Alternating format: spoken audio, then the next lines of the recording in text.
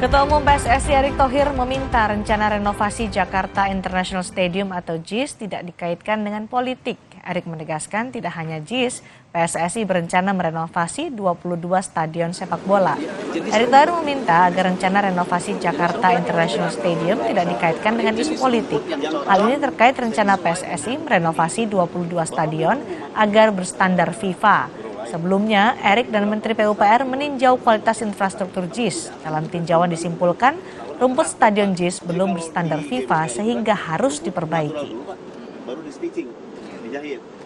Dan gini loh, jangan niat baik semua, apalagi niat baik pecinta sepak bola ini dirunyami karena isu politik gitu. Ya, pemilihan presiden itu jalan aja sendiri.